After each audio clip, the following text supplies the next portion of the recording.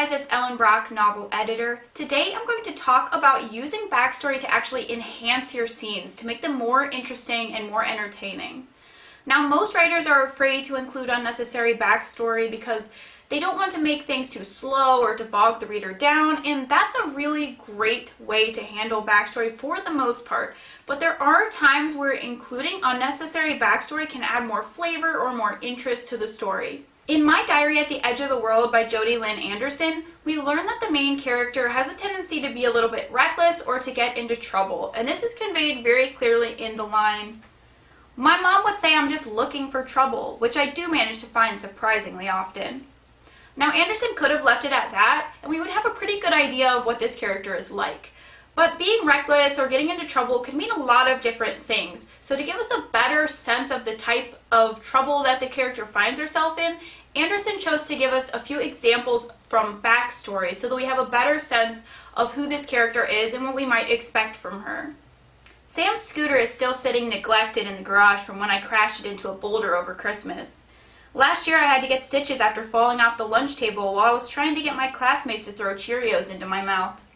I've broken my collarbone, which is supposed to be the hardest bone in your body to break, twice. It's worth noting that this information is not included at random. The scene that this is included in is when the character is sitting outside on a hill during dragon season, when it's dangerous to be outside, and this little bit of extra backstory gives us a sense of her history with being reckless and gives us a better understanding of what she's doing now. So it's a good idea, if you're going to include these extra bits of backstory to enhance the scene, that you make sure that they really fit the scene that they're included in. Including backstory that isn't strictly necessary can also give us a good idea of how the character might act as the story moves on, or what that character's opinions might be. In The Girl Next Door by Jack Ketchum, we get a good sense of the main character's relationship to violence when early on he sees another child, Woofer, playing with red ants. In the narration, he states, "I've never been fond of ants. We used to put up pots of water to boil and then pour it on them whenever they decided it would be nice to climb the front porch steps over at our place," which for some reason they did about once every summer. It was my dad's idea, but I endorsed it entirely. I thought boiling water was just about what ants deserved. As the scene goes on, the protagonist David sees this other kid, Woofer, drop a nightcrawler into a can of ants, and he responds by saying that it's sick.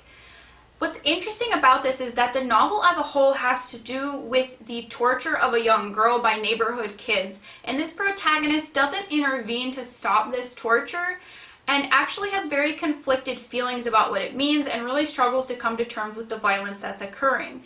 So this extra bit of backstory helps us to understand David's relationship to violence, how he feels conflicted about it, and it sets up what he's going to act like in the future, what his behavior is going to be like. Backstory can also help us to understand how characters relate to each other.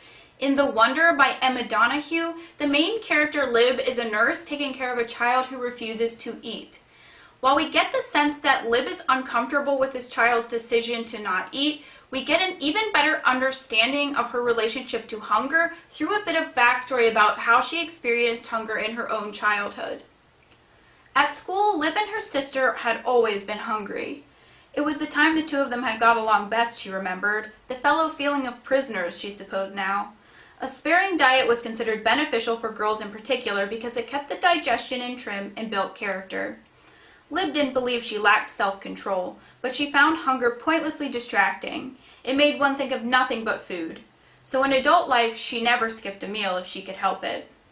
While you will want to use this technique sparingly because too much backstory always runs the risk of bogging down the scene or boring the reader, it can be really beneficial to include some backstory to better explain the character's motivation or feelings or just their personality, and to give the reader a better sense of what to expect from them. So I hope this video gave you a better sense of how you might use backstory to enhance your own novel. I will be back on Friday with a video about how to make character descriptions engaging and interesting for the reader. I will continue to make videos Monday, Wednesday, and Friday throughout August, so make sure to subscribe so you don't miss any future videos. And I will also be hosting a free first page critique on my blog, so if you're interested in that, the link will be in the description. Happy writing, guys!